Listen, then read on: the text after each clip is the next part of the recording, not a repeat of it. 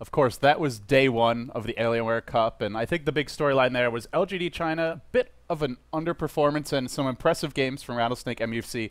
They break even 1-1. That sets LGD China up to actually be 2-2 in the group right now. And speaking of the group, I think it's a fantastic time, Blitz. Let's take a look at the standings here. I actually looked at the preview screen, and I swear to God, I saw Lumi because of your haircut.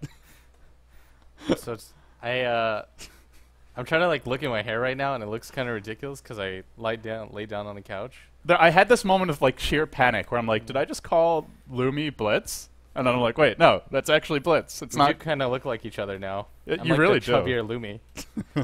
It's like I ate like a fifth of Lumi.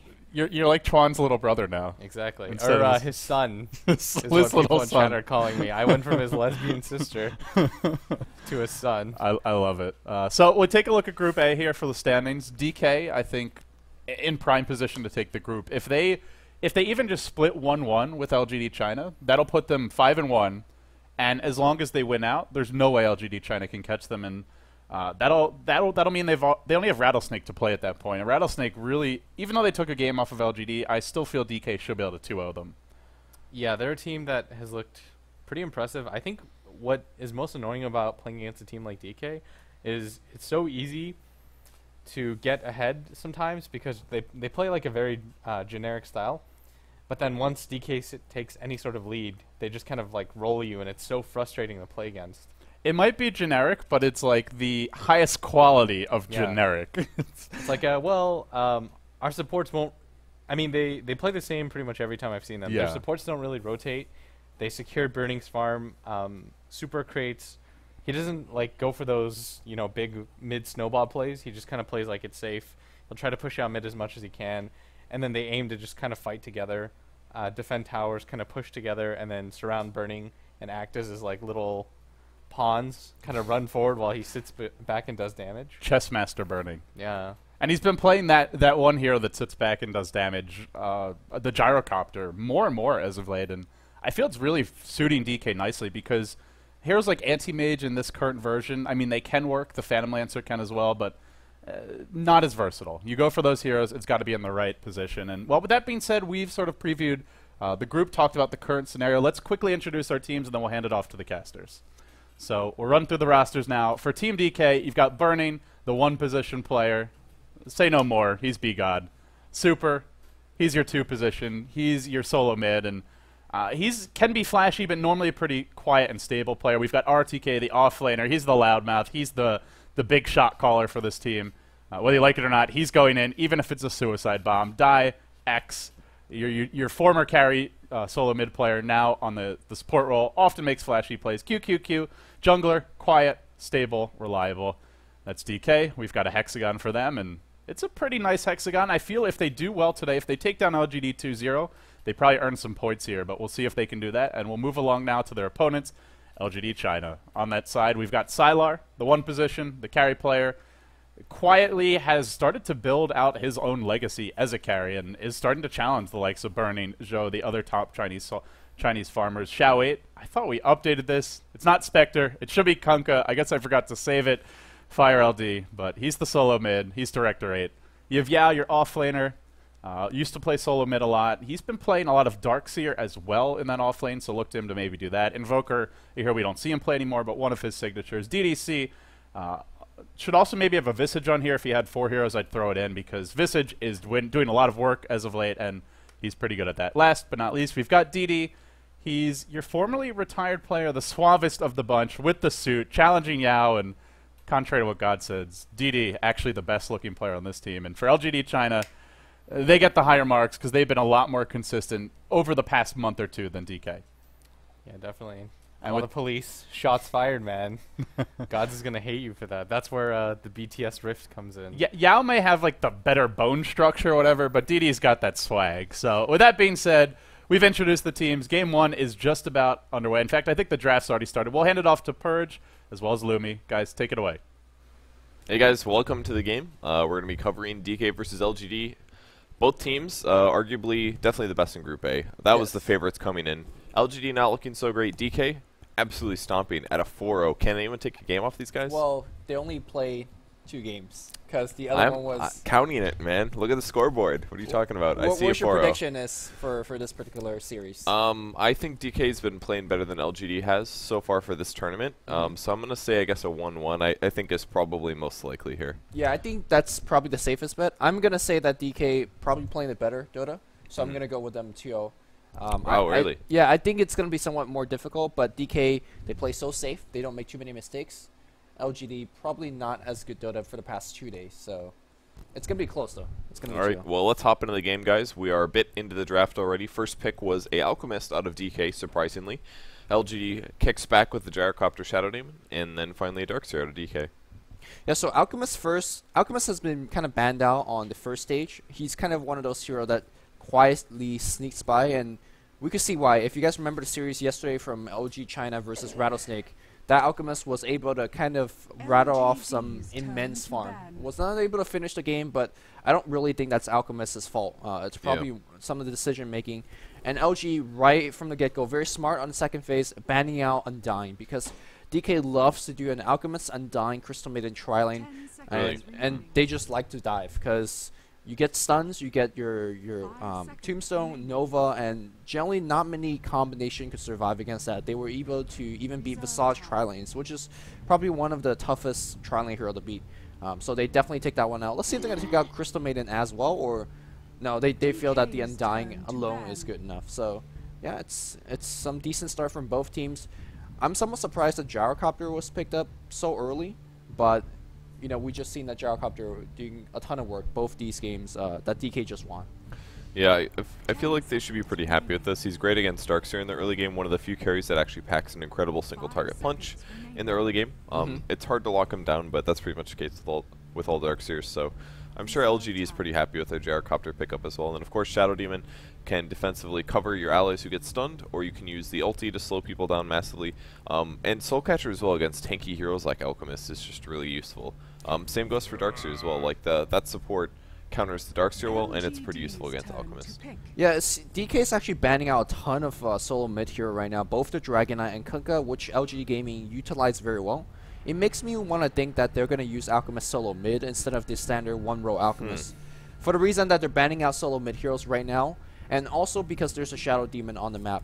I feel that personally, whenever there's a Shadow Demon on the enemy team, you could go for one-row Alchemist and put like 6 items on him and still be a menace. But what we saw from yesterday is that all you need to do in team fights is purge him, or even better, just disrupt him and steal his, whether he has a Radiance, whether he has an AC aura for the team, and those 2 illusions, they pack a huge punch. So I want to say DK should make the transition and put the Alchemist mid and give him that quick mech and whatever utility item he wants to buy. But if DK wants to still go for a one-row Alchemist, it's still definitely a very viable option. Yeah, just kind of interesting to see him being played that way with a mech pickup. He does become quite tanky early on in the game. And then you can pull that off of your Darkseer, for example. He can actually go for a different item, whether that he wants to grab a Vanguard or go for some kind of a fast Aghanim Scepter with a Blink Dagger, something like that is a possibility. But even still, I feel like he might be better off. Well, they picked a Weaver now, and they have a Darkseer, so this definitely kind of looks like it looks like it's Alchemist, but they could still switch it off. Weaver could be a mid as well. Yeah, they could. But at the moment, LGD doesn't really have a guaranteed mid player. Clockwork could offlane, could mid. So drafting a Weaver this fast again when you don't know what your opponent's mid hero is, I feel like that might be a mistake, because there could be counterpick. Yeah, Weaver can be counterpick. I mean, what kind of in a general vacuum question, what counters Weaver on a mid lane, right? Like it's Bloodseeker. Yeah, the Bloodseeker is the first thing that comes to mind with the Blood Rage. Maybe Skywrath. I haven't played that matchup that much, but it sounds like it might be okay. I feel like these are kind of the more stable, safe heroes, though. If it forces your enemy to pick into a Bloodseeker, maybe Weaver's worth a pick still. But yeah, I feel like these picks are still okay. Now you're working with a ton of minus armor, so that's going to force LG's draft a little bit as well. It's very easy for a support or even maybe a Weaver to even pick up the Medallion Courage, and now you have all the minus armor you need. We saw Han Trash player using the Medallion Weaver to great effects early on in the game we previously just seen. So I like DK's draft going out so far, but on the other side you have Clockwork, and he's always one of the more difficult and more annoying heroes to fight team fights against. Yeah, if you can just drop a good cogs in a team fight and keep the Alchemist zoned out of melee range, it makes a big difference. Sand King actually the pick, so they're going for a reliable stun here. This is most likely in combo with Shadow Demon, so they could do a tri-lane with this. Sand King, Shadow Demon, Gyro sounds pretty good actually. If they can position and the creeps don't necessarily aggro to the gank, they can disrupt into Burrow Strike and get a full Rocket Barrage off, and that's probably a dead hero. I can see Darkseer dying from that pretty fast in the game. Even or any one of these heroes. Yeah, if they drop a Sentry as well, they can use that on Weaver. And this also pulls them into the mid game a lot better because they're going to have a possible epicenter that they can land. And whether or not he gets a blink up fast is going to be indicative of how well the game goes. But this does give them a lot of bang for their buck while they can still pick a more defensive support hero like Shadow Demon. Yeah, and now Rubik's going to be the immediate counter pick, which is kind of great. Generally, when the enemy team has a Sand King, you counter pick with a Rubik because you have the access of an instant Burrow Strike steal, and you could use it as an escape, you could use it as a counter stun. So that's pretty neat. Yeah. You can steal there's some decent spells, but I think that's generally what it's picked for here. Yep, Rubik is great for that. If you can get Epicenter, it's fantastic, but it's a little bit harder to snag. And generally, Burrow Strike, just grabbing any stun on Rubik that's preferably range is just so amazingly useful because you can combo it with your already great telekinesis. So 2 stuns like that are fantastic. That's going to be the bread and butter of LGD's Disable, though. They don't really have a whole lot past Disruption at this point because Homing Missile is pretty unreliable. They've got Clock Initiation, of course, but Burrow Strike, I assume, is going to be really important in the early game ganks. Is it going to be enough to kill an Alchemist, though? Like, when the mid game rolls around, if he is playing mid and he goes for a mech build, a Shadow Demon Sand King, I don't know what the mid hero is going to be, but I feel like they need more teamfight Disable. Yeah, it feels like it depends on whether they could get off a Scythe of Ice or something against Alchemist before he transforms into his chemical range. Yeah, it could be and how much you could actually shut him down in the laning phase. So maybe if he has a very late mech or if he's under a level or something like that. But maybe this is where you're going to go with a quick Scythe pickup. Maybe even a Queen of Pain mid to kind of force a lot of action. A quick Orchid kind of does wonders in both preventing and activation. Well, we even see a Doom ban, so they definitely have that in mind. Maybe a solo mid Doom is what they don't want to see, because Doom or Orchid or anything that silences or hexes does so well against Weaver, Darkseer, and Alchemist. Yeah. You were talking about Skywrath Mage earlier. It might not be a bad solo mid. We don't see it kind of anymore at all coming out from any team, actually, but I think it might do fine here. Yeah, I'm not really sure how the hero matches up against Weaver in a mid-roll. He does have a Silence, which is great against Weaver, and he does some ranged nukes. The downside is he has 0 armor. Yep. And Weaver does almost entirely physical damage in the early game. Just Sakuchiing through, if you could pass through and do the magic damage and then right-click once, I mean, you're talking about a good 150, almost 200 damage. That's most at least likely. a tangle or two. For 60 mana, that's like, it's not an efficient trade in Skywrath's favor, so it can be a little tough to avoid that damage, and Weaver should be able to rune control a little bit better as well. Like, if Skywrath gets caught away from his tower in the early game, there's a pretty good chance that he could die if Skywrath makes a mistake, so I don't know if it's the best matchup. I haven't played it myself, so I'm not completely sure. Yeah, and it seems like Xiao is having some trouble finding a hero for himself. I guess Magnus is still in the pool, and no, they're going to go with the standard Queen of Pain. Okay. I wonder if it's going to be a quick Orchid build, or sometimes the Chinese go a little bit more defensive with the BKB first, and they're kind of both fine, but just for the fact that there's so many good target to disable the Weaver, the Alchemist before he pops his Rage, and then the Darkseer, I feel like quick Orchid rush is where it's at. Yeah, I'm going to agree with that. I think that could allow them to control the game a lot better. If he can get pretty good farm, get an Orchid up by 15, 16 minutes with Shreds, and then he can go around ganking on the map, that could be really, really hard for DK to deal with.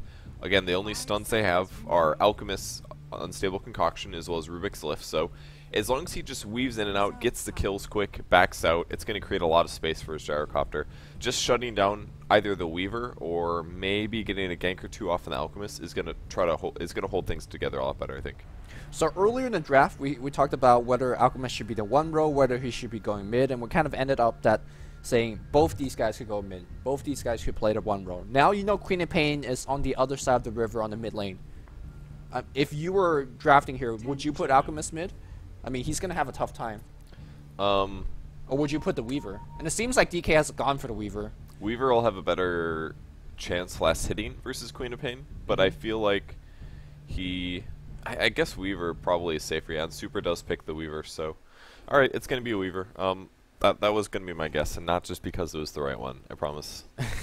I'm I thought it still should be Alchemist mid, considering I talked about the fact that you're dealing with a Shadow Demon as a one-row Alchemist, because you're not gonna get to right click much, and if you farm a ton of items, Shadow Demon Illusion is gonna tick your ton of items, but on the same time, it is so dangerous to let a Queen of Pain snowball against this particular lineup. So maybe they say we just need a better lane controller, so they throw the Weaver there, and well, we'll see how it works out.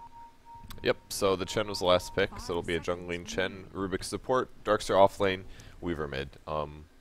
Unless, yeah, that's definitely going to be the lane. So we can go over the players really quick for the Radiant team. This is Team DK. We've got RTK playing the Darkseer. We've got MMY on the Rubik Burnings playing Alchemist. QQQ playing Chen, and Super on the Weaver. Yeah, DK right now currently up 4 points to, well, no, they're up 4 points in the group, and they're by far leading the group. Yep. Mio, LGD, they are in 2 and 2 points, so 2 points, and then I guess 2 points out of possibly a 4. And they're playing their 5th and 6th game here right now. Yao's going to be playing off lane Clock. We have DDC on the support Shadow Demon, DD on the support Sand King, Xiao A playing the Queen of Pain, who has a pair of Sentry Orb being pulled to him. Not sure what that's about. Oh, it's going to be for the Weaver on the mid lane. And last but not least, it's going to be Sylar Gyrocopter. So instead of pulling a little bit of extra regen, and so he could buy himself a no talisman or something like that, he's going to get Sentry Orb. So I guess he's actually just going to rely on a ton of Shadow Strike harass, and perhaps trying to whittle Weaver's HP like that. Not exactly to kill Super, but more kind of zoning him out of lane and whatnot. But I'm not really sure whether it'll work. They swap it. They swap it at the latest possible moment. They swap what? They swap the heroes. It's burning on Weaver now, and Super Oh, really? going Okay. in mid lane Alchemist. Okay. And they juked them out hard, right? Because now there's Sentry Wards on Wow. Xiao A. That is so smart. They definitely did that on purpose. Yeah. Definitely. I was going to say Weaver was going to get out lane. He had triple Ironwood Branch with a Tango, and then they swapped the heroes, so they shifted over. The reason they did this is, yeah, just complete bait, that they're going to focus all of these items getting put in a sentry on the quad mid. Will they double check it, or is he just going to take this mid? He actually got, wow, he not only got sentries, he also got a Salve and a Tango. These supports are going to go to lane with virtually nothing, and Xiao 8's going to be like, wait, there's an Alchemist mid? What is going on here? And I don't even know if they're going to check, honestly, before they get to the lane. Yeah, I mean, it's somewhat huge blindsided, and that goes back to the draft when I said, hey, you know, what kind of late game do you want to have? Do you have a one-row Alchemist that want to get disrupted and Purge? And it seems like that they have taken that into a consideration as well. So, yeah, nice little bit of tactic, if you want to call it that, coming out from DK, and it's going to be a defensive tri-lane on both sides of the map. I don't think anybody's strong enough to actually go for a challenge. And, yeah, we might see a little bit of inaction for about 5-10 minutes or so, aside from possibility of smoke gang coming out from the Chens as well as the Sand Kings and whatnot. And it's going to be a good to watch this mid lane, how it pans out.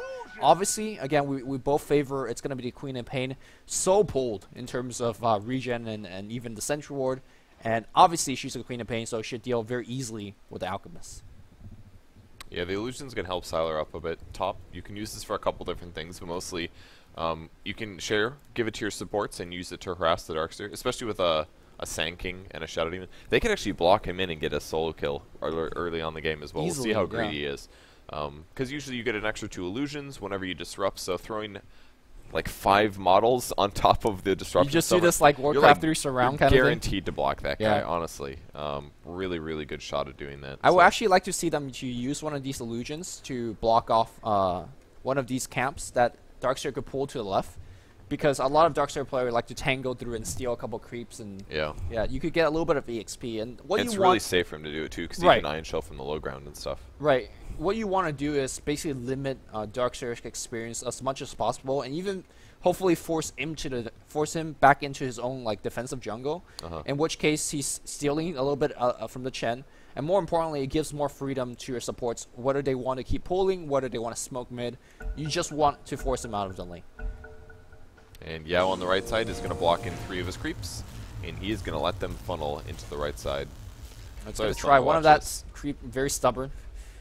And now these creeps are gonna be confused, and he's gonna keep doing this. I have still yet to see this tactic being very effective, but you know, It's cool. It looks cool. I mean, looks cool. he traps 2 in. He lets the other 2 go to the wave so that the wave will guaranteed push, and then eventually he's going to let this out. The downside. Oh, Darkseer taking a burrow strike on the top lane. Was there a disruption? There is a disruption. They're coming out with the illusions. Will be they'd be able to block. Oh my god! They're trying, dude. They're doing some blocking, and he will end up going down. First blood on the top lane. Sylar with the kill, and that is the power of Rocket Barrage against the Darkseer. Kills him, man. I mean, I guess he thought he was safe. It's like, there's no way they're going to have enough damage output. He did not factor in that Rocket Barrage is going to hit for the full duration because of the illusion. So, looks like they're having a little bit of a lagging issue. It's been kind of ongoing today with people dropping or not. I assure you that was not a, I just first blooded you, let's pause, give you about 10 seconds to think about why you suck, that kind of thing. So it's all good. It's all good. Yeah, it's not a fun thing dying as an offlaner. They also put a ward down as well, so they will be able to see where Darkseer is at all times. He didn't even get level 2 out of that, so that's going to cost him. It is very important to hit level 2 rapidly on Darkseer so that you get the surge. The downside is that Shadow Demon actually still counters you until like level 4 because it doesn't matter if you have surge. Yeah. Right? He just well, the level 2 surge gives you like 4.5 seconds of surge at least, but the level 1 surge is only 3 seconds, which is more or less the full disruption duration. So you can pretty much counteract the surge by having disruption. So he's got to be really careful until he hits level 4, because if he does get within Shadow Demon range and force into using surge, he's just going to die, or at least not be able to be max movement speed, which is the reason he's a good off lane. So the thing I want to point out on the mid lane right now, if you look at Super, he's actually level 2, and he's literally 2 go away from picking up a Spotto. If you look at Xiao 8, he's level 1.5, down half HP. So at least I wasn't able to watch exactly what happened here. I imagine Chen sent like a Centaur creep on the mid lane and just harassed hell out of Xiao 8 and gave him like at least half a level advantage on Alchemist. I think that was absolutely necessary. The Centaur, there's a Centaur at the small camp. He used Holy Persuasion. It's almost off cooldown, and it's 59 seconds. He definitely, if we look at the timer here, the cooldown's 30 seconds, yeah. He literally just farmed the small camp so far, or farmed a large camp, and then is now killing the small camp. This is literally a hit trade, I think. Yeah. Queen of Pain must have daggered him. Yeah, she did dagger once, and some right-clicking from both of them. The downside to doing this, I mean, Queen of Pain does have a lot of base damage like this, but like you said, Super still got 2 last hits. So he's still only 2 gold away from getting his bottle. Was this pulled? Yeah, and he got a tango pulled to him. Yep. That's why. But I don't know if Zhao 8 checked that. He probably looked at his item and said, okay, he's only got 1 tango. That means he needs like, what, 4 last hits or 5 last hits. In reality, he only needed 3 last hits. And all of this early trading from Zhao 8, which might have cost him some last hits. He's 1-1 currently. He has a lot more base damage than Alchemist as well. So he was probably doing more harassing than denying because he was trying to delay the bottle. And he's not going to hit the timing window because he got that tango pulled to him. Right. It's kind of hard to explain it, but it's like it's a really big deal. I like how there was like some CSI action. All right, what did he do here? He dominated Centaur. Yeah, man. There was a Shadow Strike. We're up on this. We don't need to see it. We got this in the lockdown here. So once he gets the bottle, he basically is guaranteeing that he's going to have some form of regen in his lane, and he will be able to sustain the Queen of Pain dagger harass. Whether he continues to get last hits at the same rate as Queen of Pain is unlikely, and she's going to be able to rune control much better than him until his acid levels are higher. So pretty good start for Super, though, because he can bottle crow and things like that. The big issue is that he's going to drop acid spray, and he's going to do a decent amount of harass against Xiao 8, but he's very likely to get his creeps all denied because, you know, Queen of Pain base damage, great animation, so he's gonna have to dart in and out, basically use this hill to his advantage, and hopefully that he could, you know, grab a couple CS when, you know, the armor is somewhat lower. He's gonna try to get them, but I imagine Xiao 8 is gonna continue to dominate unless Chen comes in and distract and harass, and I imagine that he's looking to do that more and more. So we'll see what goes on in the bot lane as well. I don't really understand why they did this block like this. We did see the creeps get trapped in the trees, but he basically just stacked his wave. I mean, I guess it's now under tower is one cool thing. It's forcing Wild Burning taking a lot of damage from the creeps, actually.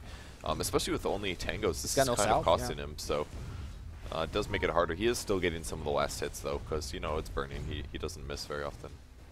Yeah. The reason that I don't really like that clockwork blocking strat, as you can see that he's trying to do it again, is because you're not putting any pressure on the supports. So the supports could do whatever the hell they want, which you can see that they pull and they also tunnel through over here. You're denying 1 or 2 creeps, you're staggering the creep wave, they're denying 4 creeps at a time. And I don't think you're winning that deny war. So that's why it looks cute and it's cool to try out, but I just don't think it's ultimately very effective. It's going to be an invisibility top. Zhao 8 is going to blink forward. he does have an observer ward on the bot lane, so he does see that that is on the top lane. And he's going to pick that up. He actually doesn't have his bottle picked up yet, but he knew that Super had his on his way, so the bottle crow will start as that flies back. Yeah, so we're seeing some old school bottle crow, and you can see the courier moving slightly lower despite his actually burst of speed. How's ROTK's been doing up top? He's still sitting on level 1 for the longest time. Sure, he's earning some tiny bit of gold by dropping Iron Shell if Sylar wasn't denying it, which I think he probably is. I think maybe this is time to actually just go in a jungle and say, hey guys, gotta give up the top lane because really not accomplishing anything here. So both of the off lanes just having a very tough time. Yeah, I definitely would say it'd be he could jungle. The downside is that Chen is there. Chen's actually a hero that can jungle pretty easily, avoiding the small camp. But if you do stacking of small camp and you get some kind of an AoE creep, you can actually jungle pretty effectively. So it wouldn't be terrible for him to leave the lane, honestly. Like right now, he's staggering one creep from the rest of them, which is going to force this lane to counter push. But he's also iron shelling as well. So I don't know. He's not even getting levels out of this, but it is contesting some farm, I guess, which is pretty good. It's going to make it harder for Sylar to get lasted. But he's got phase boots now, so lasting under tower is a lot easier than it should be. So right now, Darkseer is accomplishing 2 things by being up top. First, again, he's being in the lane, so that means the supports can't really, again, do whatever they want. If they roam off to the mid lane, for example, with the smoke, he could easily at least get into EXP range and start getting some farm. Now it looks like he's actually basing and maybe thinking about going to jungle.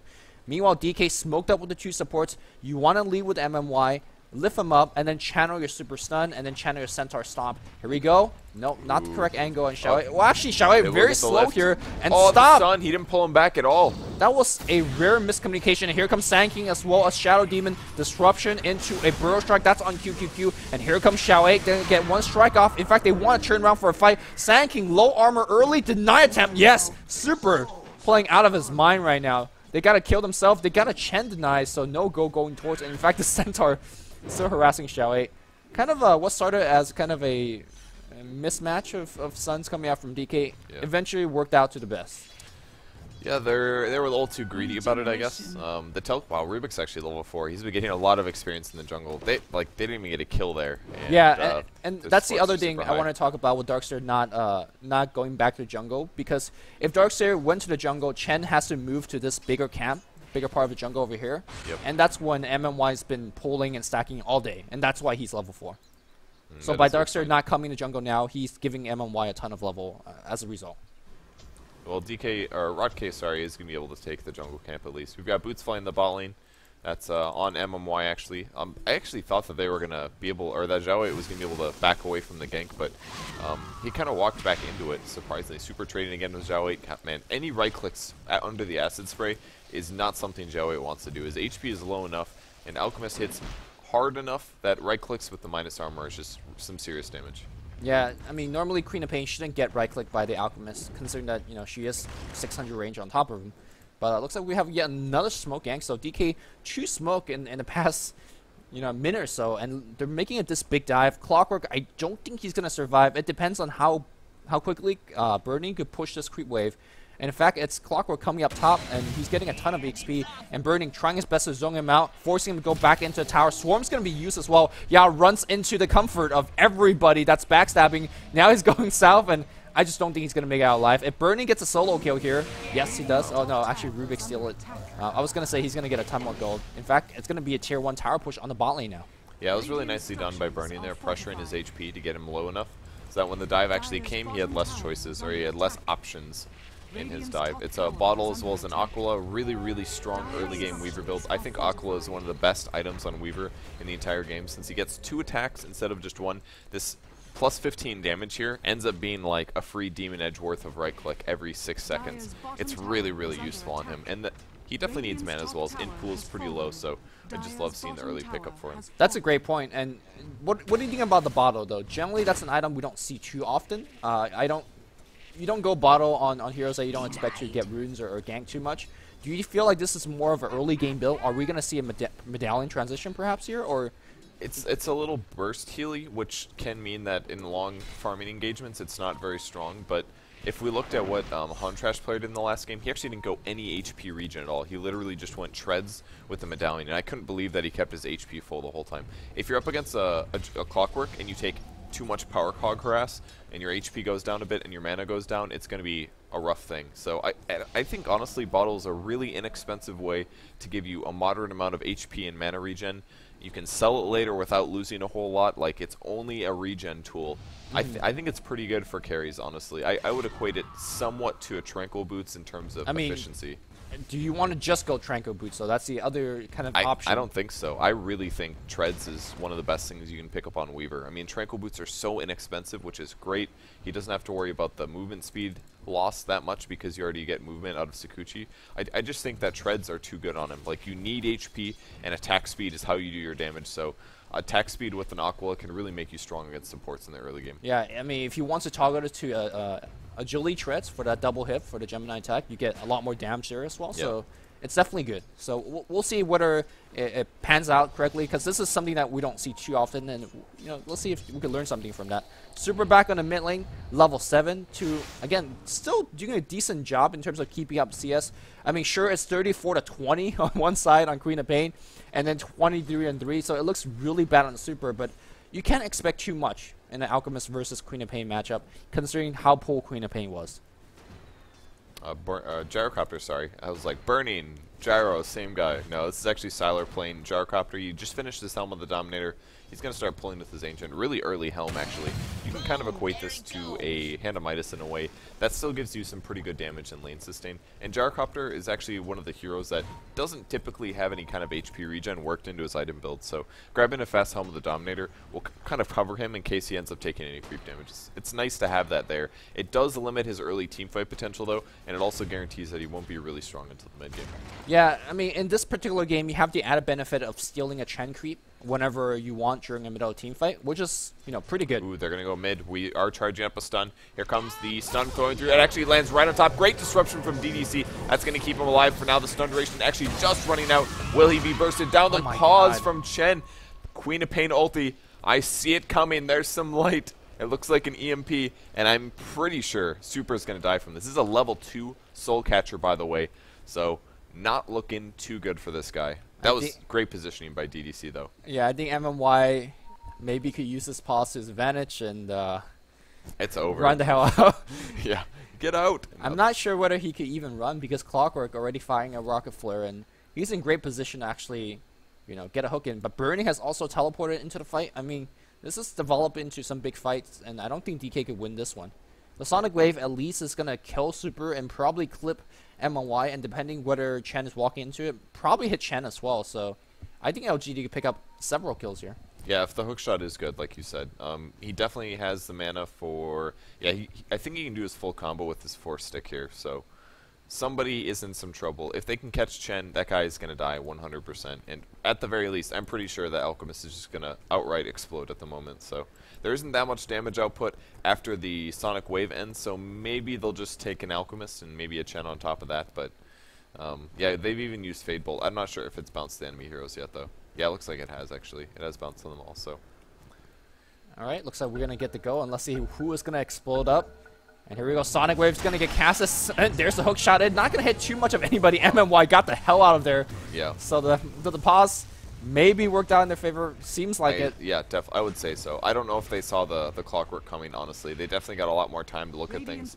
They had a hero on the high ground, so it is nighttime. I'm not quite sure if that's enough to spot where the Clockwork was, but the rocket did land. Maybe they realized that Clock was there, so possible support hero saved. But regardless, that was some time spent ganking. Yeah, Alchemist gets killed, and Queen of Pain stays alive, so not too bad for LGD. And if I swear I saw Burning. Did he just time lapse back? Oh, yeah, I think you're right. But it's not on cooldown. I have literally no idea.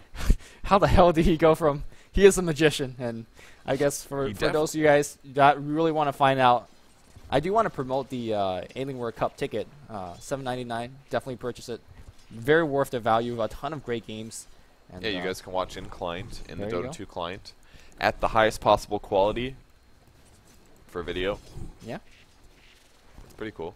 So I got a question for you, Kevin, because in the 6.78 patch, wards are somewhat limited. So you got to be very careful about your ward choices. Are you talking about the fact that you can only buy one at level 1 now, or at the start of the game? Right, and then basically during your second nightfall or your first nightfall, there's somewhat limited ward. I'm looking at one that generally doesn't get placed, at least not this time of the map, and this is the one between the tier 1 and tier 2 tower over here. I see. What is this one about? Because I cannot figure this one out. It's like an interesting path. At least, especially for the dart toward the steep early on too. Well, they have taken the top tier 1 at the least, so it does give them some vision of people going through this path, going from the Ancients to other places. If they do decide to take the Ancients or something, I guess they'll have cover, but usually you don't see that ward taken until the tier 1 is down, so yeah. It does seem like a little bit of a weird observer ward. Maybe they're planning to take the tier 1. The Ancient's just now being blocked, by the way. There's a ping from the Rubik here. So 1 sentry down, it's only got like 4 stacks on it, but... Well, he's actually got the Wildkin on patrol here. He doesn't want to have to pay attention to this at all. Oh, I think perhaps this is a ward that also might see any kind of stacking information coming out from DK. Like if a support kind of wander off in that area. And not bad against an Alchemist. Acid Spray is pretty good at actually clearing stacked Ancient camps. You have to cast it quite a few times, but it does work if you need it. So maybe that's that, but we'll talk about that ward a little bit later on.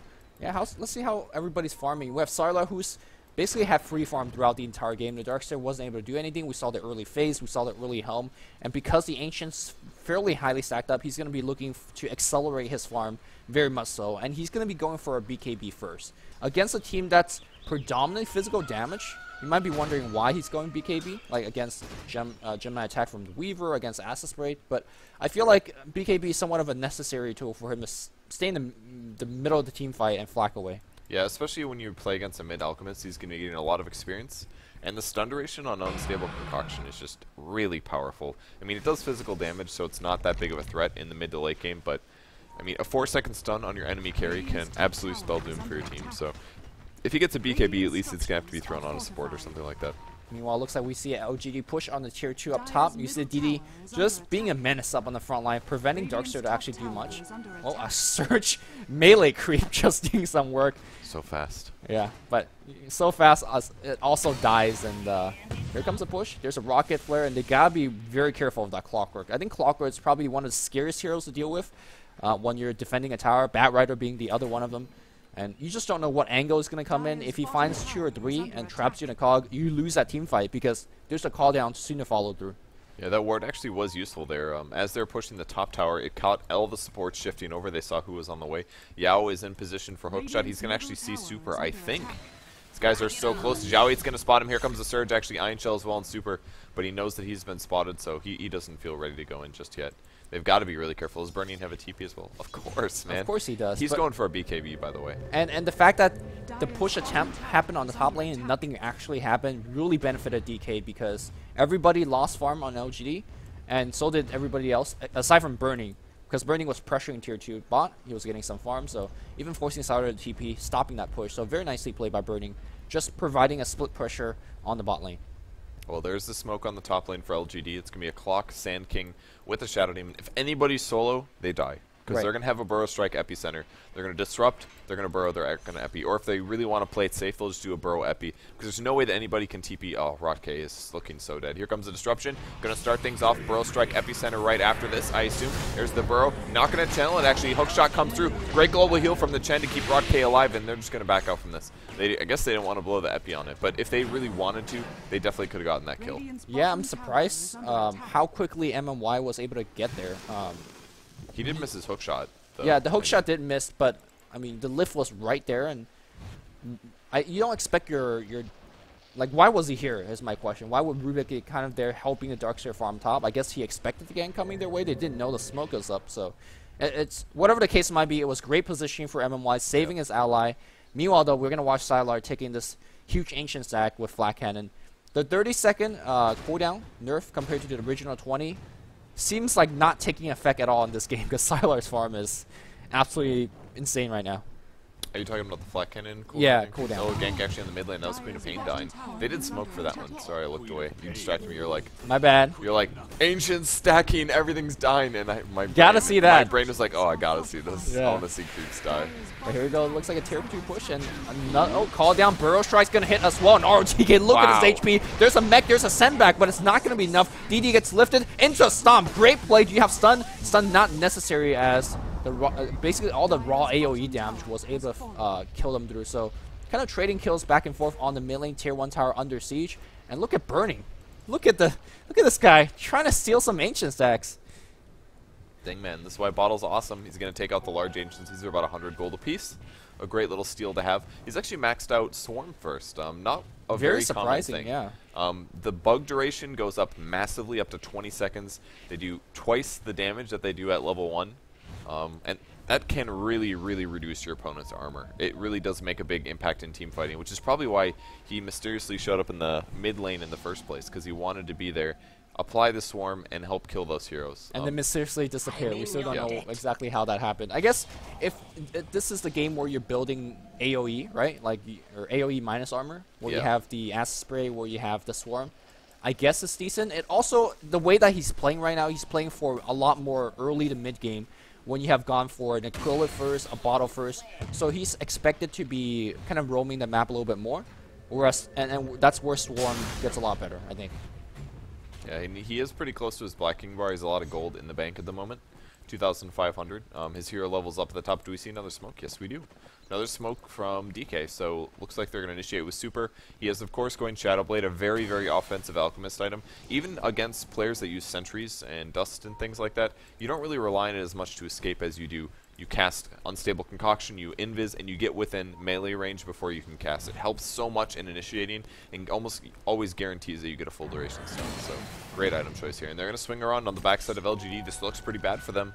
Yeah, and this is where the Swarm gets really good. If you could get a setup team fight beginning with the Swarm double. Oh, here comes a stun. That's going to be on 2 heroes. Swarm to follow through. They lift them up. Here's a big Sonic Wave. And here comes Sylar. Everybody's trapped within the cog. Burning joined this business with a double damage right click. But it's Sylar doing a ton of work. But I think he's going to go down. Yes, Burning chasing him down with a Sakuchi and a double damager. Burning double kill. Gonna get the tower last hit. No, it was QQ that got it. But what a smoke wraparound. What an Alchemist stun. Great place. Yeah, it was. But I'd also like to point out how close Sylar kept that fight. I thought it was going to be one-sided. When your 2 supports die immediately without casting anything, it is not a good team fight for you. But he did a lot of damage. He got his BKB up at 17 minutes with the Helm of the Dominator, and he crushed the Alchemist as well as the Darkseer within that cogs.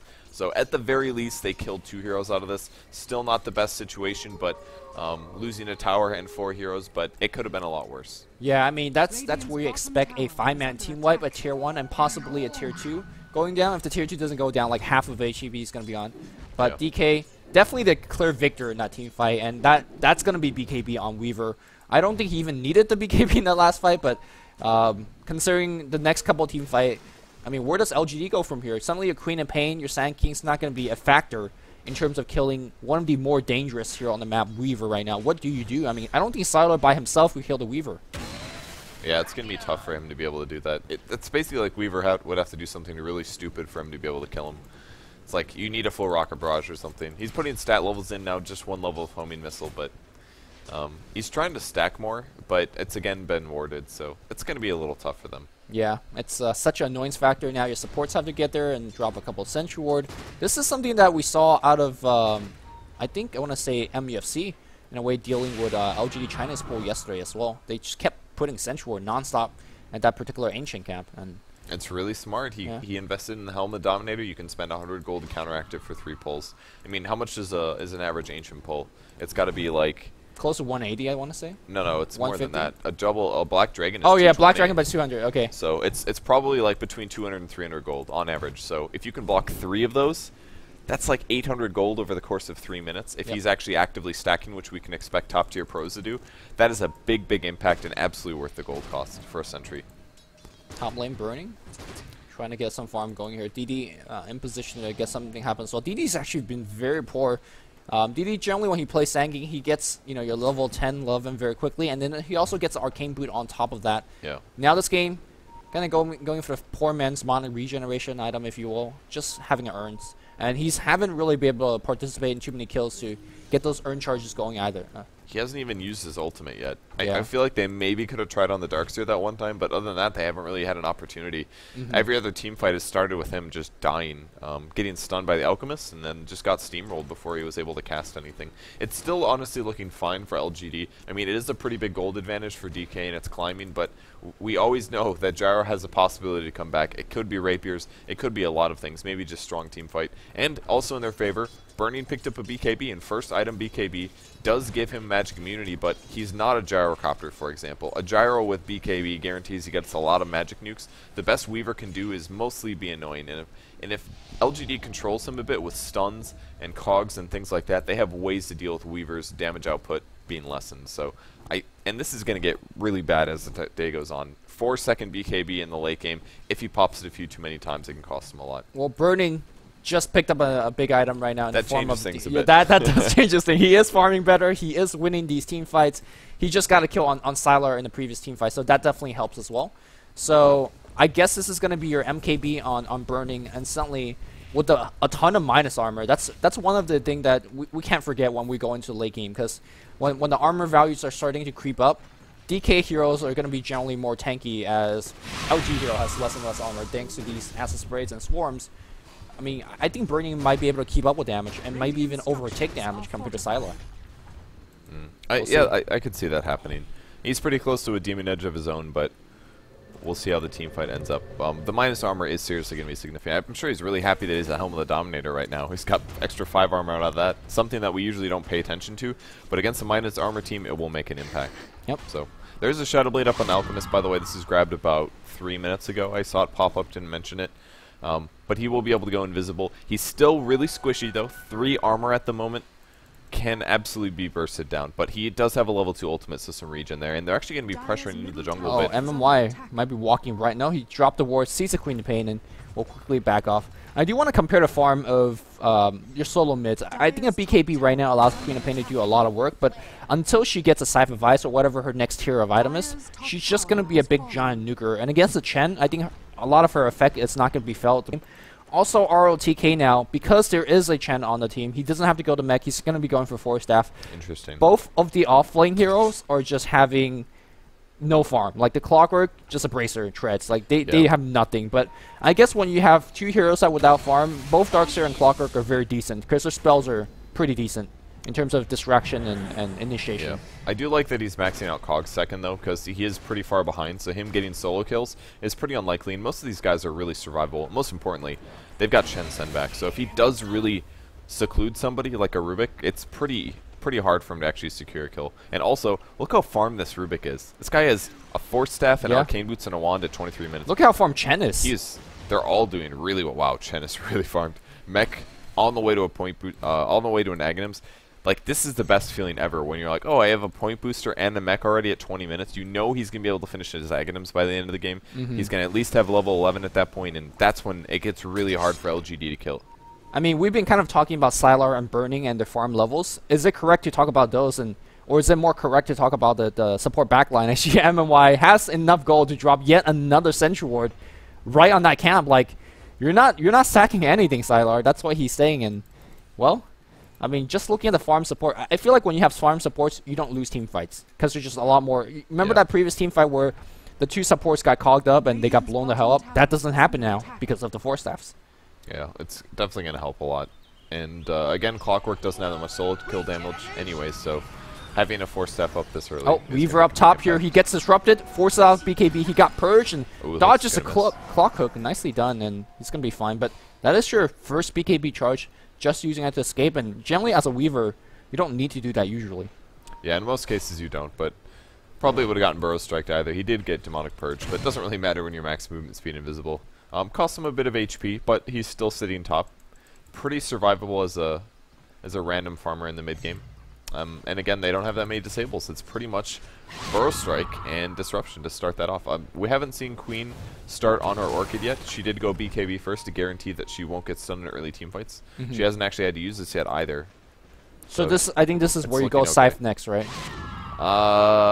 I mean, Orchid comes out a little bit quicker, but at the same time, it's probably less useful in the late game. I would say a mid game Orchid is usually not worth it, especially when Weaver already has a BKB. You have to go Scythe. Yeah. You lost your timing window. There's no way Orchid can be used to kill Weaver in the mid game. You have to get a Scythe, because otherwise, if you just Orchid him, he's going to pop BKB, and congratulations, you have a plus 30 damage, plus 30% attack speed item, you know? Yeah, I mean, another big part of Orchid is the nice build-up. You know, every part helps you in the early game when you regen, when you get a little bit more damage and attack speed. In the late game, you just want the big long-range initiation and guarantees the initiation. And that's what Queen of Pain ideally is working towards. So 2,700 gold now in the bank. Might the ultimate orb, so yeah, it's going to be Scythe of Ice. Solid choice there. The mana regen's great as well. They can chain this sometimes as well. Rock K actually really low HP at the moment. His Urn is giving him some HP, but it's weird to see a Darkseer be so low like this. And it's weird to see a Darkseer with Urn in the first place. It's a great item though for any int hero. Like his int gain is not bad, and a Soul Ring alone is generally not quite enough mana for a Darkseer is what I find whenever I play him. Burning's getting ganked, and actually there's a disruption. Here comes the bro. Is he gonna epi this one? He pops BKB again. He's got an MKB though. I don't think he cares. It's like, okay, whatever. Well, I'm popping BKB charges, but I'm wasting a lot of time for their heroes. Their supports have not been able to secure a kill. I mean, I don't think the Shadow Demon cares that much because his levels, he doesn't care less. He's got 2 disruption. He's got his ulti. He's got something max. I think these are big wins for LGD. I mean, sure, they're not farming on their supports. They're limiting the BKB charges, right? That just ensures that when the Queen of Pain, whenever she picks up the Scythe, that Scythe is going to be a lot more effective. That is true. And that's the worst feeling when you're in a team fight and you're waiting for his BKB to end so you can hex him. Right, and if it's a 10-second BKB, you're like, oh god. Like, the team fight could have been ended. You might as well do something else. And Weaver's one of those heroes that, unlike a Shadow Fiend or maybe a Luna, you don't win a team fight instantly, right? He's one of those, like, slowly right-click and chase you, and every second of those BKB charges are very precious. That's also, true. there is, you can see that Sylar right now has an Eagle Song on him, and I think he's going Butterfly, but he's got to see the Demon Edge, and now the MKB on Burning. It just makes me wonder whether that's ultimately the correct choice. I would even say that if he goes Ethereal Blade right now, it's a bad item because of the fact that you could save your allies from burning. You could just shotgun somebody in the face with it. I'm not sure whether going for the full 6k of Butterfly, who is not really a great damaging item, it's definitely not a good survivability item, at least against burning. I'm not sure whether that's a great transition for him. Yeah, since he has MKB finished already, it definitely makes the item less cost efficient because burning is going to be most of the damage output. It's obviously going to dodge hits from Alchemist, but guy barely has any attack speed. He's got a Shadow Blade. I promise you that he's largely going to be doing just Acid Spray and his concoction. He's going to focus on supports if possible, but we won't see him really go after Sylar, so I don't know if the Butterflies are really going to be that useful here. I think you're completely right. He definitely missed a timing window. It probably would have been better for him to grab an MKB for damage output, but at least he is going to be able to evade the Alchemist. Mid lane here as Xiao A gets initiated on, pops a BKB to run away. This game is just about popping BKB and not, I guess so. Not in team fights though, as they run away. Meanwhile, Darkseer has had a pipe finish. So we've been talking about how he has had no farm. Here comes a Clockwork Hook on the mid lane. That's going to force Super to pop his own BKB. He's charging up the Sun. He wants Yao. He's going to get Yao. The call down comes through, though. That's going to slow Super through the BKB. Worst Burning. He comes in with a Storm. He's going to go on everybody. But again, his BKB is being used, and he doesn't find anyone. Sylar runs away, and there you go. Your BKB's done on Burning. He's got to back off, because here comes a Burrow Strike. Oh, huge Sonic Wave comes in. RTK pops a pipe. Burning goes back in time, gets some HP back. MMY Burrow Strike after a force up. What a play. Defensive disruption here. They're going to get the Queen of Pain. They are going to get Yao as well. Is MMY MVP or is he MVP? What a play. That was sick. Great plays from lots of players, though. The Sand King lucked out, got his epicenter off. There was no MKB proc from Burning. It didn't go through at the right time. That was 3 hits, nothing. So moderately unlucky there that he wasn't able to stop the epicenter. Darkseer ends up dying, but then MMY just showed up. Did he force Steph and then Burrow Strike? Yeah, it he seemed did. like he just came out of nowhere. That was super sick. That's exactly. And that guaranteed not only the Queen of Pain kill, but that forced them to do a defensive disruption on the Clockwork, and they set up that kill as well. That was so sick. Yeah, I mean, if you're the Clockwork, you want to start hooking on, like, a Chen, for example, or Rubik, and force them to burn those 4 staffs, force them to burn those heals, or whatever the case. Unfortunately, he went on the Alchemist, and Alchemist just BKB, and in fact, it was Clockwork that died in that initiation. So we're starting to see the issue of this LG lineup. They just don't have too much damage. Yeah. It's odd to say it when you have a team with a Gyrocopter and Queen of Pain who has nothing but early game damage, but the early BKBs are really starting to hurt them. The Chen is starting to take a toll in terms of the healing, counteracting a lot of the early game damage from LGD. Well, let's see what all the BKBs are at. Alchemist is sitting on not a 10-second. He's got a 9-second BKB. That was his first usage here. I think Weaver's are out 7. Yep, 7 seconds on Weaver. Queen of Pain is sitting at a 9-second. And Gyrocopter is going to be at a 8-second. He's used it now twice. So it's very rare that we actually see BKBs get popped this often, but all the players need to try to stay alive if possible. Can they catch Burning on the mid lane? They're looking for a setup. Zhao H is going to take the wave, though. Yeah.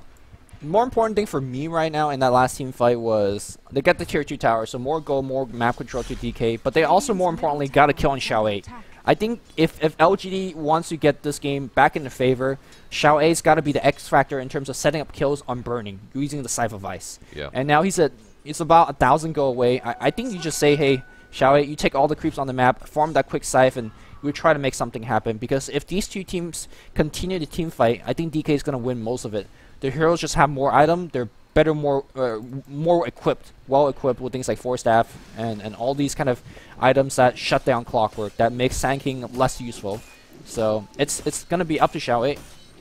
Yeah, it's definitely right. It's a bit until he gets his sheep, though. It's at 23. Another minute or two, and then he can go for kills. Burning Jacking the Ancients again. Wow, that's super nasty. And he went for the high HP creeps as well, so Xylar comes home just in time to see that his porridge has been eaten by someone. So either DK is warding your camp or they're stealing it with the Weavers. So, I mean, Xylar. That's big. Yeah. That's equivalent to looking at something like the Rapier effect, where you're not only just getting a gold advantage over your opponents, it's taking gold advantage that surely they would have taken at some point. Like a gem in the mid game. It's a swing, yeah. Like it's not a simple, oh, you died for 200 gold. It's you gain 200. They lane here. It's gonna be MNY blinking in, and now they stun. But here comes the Clockwork trying to disengage for the team. Xylar not popping the BKB just yet. Meanwhile, Super. Oh my God, he just shreds that Clockwork, and you can see that's the Weaver on the back line trying to catch up on somebody. Not gonna find anybody. Queen of Pain also pressuring top. And that's going to force a TP, I imagine, eventually. That was really patient by Super as well. He decided not to pop his VKB there, because I also loved how he threw his stun on the Shadow Demon, not on the hero that was out of position, because he's like, okay, that guy's not an idiot. He's going to disrupt him. I'm going to waste my stun. He instead throws it on the support, trying to pick up that kill. Didn't end up getting a kill there, but I just thought that was really, really wise. Great control from him. That's going to save him a BKB charge. They could still fight if they want to. Yeah. And now they got the Aegis on Burning on top of that. He's got himself a Reaver, so a Weaver with Reavers. Oh God, that's hard for me. Can we put more tongue twisters in that sentence? I also said something else that sounded like a tongue twister last game. I forgot what it was. But now if you look at MMY, this guy is actually ninjaing out of the forest every time he wants. He's got Blink, he's got Force Staff, he also had Burrow Strike before that, so he was literally like covering mass amount of ground in seconds. He also hasn't died yet. Yeah. Which is pretty amazing. Say what? For 307? Oh my God. That's a pretty good game for a Rubik so far. Yeah. Yeah, that's going to be really scary. He's going to be looking to steal Queen of Pain ulti. Call down is also great to take all that magic immunity, or it goes right through magic immunity, the slow does, that is. And it's actually a crap load of magic damage. That's 500. That's like a Queen of Pain ulti, honestly. It's pretty darn close. I mean, to me, I think the best build that he can steal right now is still that Burrow Strike. Yeah, he's actually right now a better Sand King than the actual Sand King himself. It helps when you're able to actually get a Blink Dagger. Yeah, and a Force Staff. That would be sick. I want to see this guy do a Burrow or like an Epicenter initiation with Blink Dagger. That would be the best. Yeah. Except it'll be telekinesis afterwards, and everybody's going to be confused. Well, it's going to be a Scythe of Ice picked up now, so that's the key item for me on Xiao 8. Let's see what they do with it. Do they just say, well, we don't really feel confident with the game, let's keep on farming? Or do we want to set up some decent-sized smoke gang and try to pick off Burning once or twice? I mean, he's got the Aegis now, so all you gotta earn is just that Aegis. But what are they gonna do, man? I don't think they have too much options.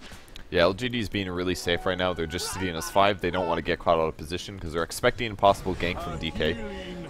Alchemist has been able to farm an AC in the meantime, so even more minus armor going towards the enemy team. A lot of physical damage output that they're going to have to deal with. Aghanim's is finished on Shen. I mean, everything that DK is going for is honestly falling together, and Burning again takes the large creep, leaves the small ones. That's even worse than taking the whole camp, right? It's going to guarantee that when the next person comes along to farm, it's missing about 50% of the camp gold at least. Oh, he's going to find Xylar. He runs right through him accidentally. MMY force staffing forward, lifts, more right clicks. This could be dead. Xylar, it's a possibility. He's taking the minus armor from the damage, and the evasion is doing nothing. Will he go down? No, he is going to die. Weaver snags him. 1 hex as well. Zhao Wei gets picked off with the net as well as the Burrow Strike, and DK is crushing the team fight right now. Wow, DK now on top of the high ground, just basically waltz their way in. No buyback on these heroes. There's buyback on Gyrocopter, but no buyback on Xiaowei because he just finished the scythe. The sun comes through. It's going to get dodged by DD, but they don't care. They just want this Rax. Call down, that's going to hit on everybody. Purge on Burning as well, but he pops a BKB and says, supports. You got to the wrong neighborhood, man. Now he's just right-clicking and burning. Oh, look at MMY, the best Sand King I have ever seen in this game. And he's just doing so much work. Sylar's going to go down, I think, eventually. Yes, he does. There's no buyback, and GG comes out right now. They didn't even wait until the Rax was gone. I mean, this game looked winnable 5 to 10 minutes ago, and all of a sudden, DK just snowballs off of a couple kills, and that was basically Burning being really aggressive this whole game. He didn't really play insanely safe. He was just in their face constantly, checking camps, killing camps, making sure that his farm was higher than his opponent's. He also had that huge timing window where he had an MKB over his opponent's butterfly. It just made the Weaver such a threat throughout the game. And Alchemist did well enough that he got his minus armor items. Like, they just had everything they needed. I felt like the supports of LGD didn't do enough. There's just a lot of things that went wrong with LGD here. Yeah.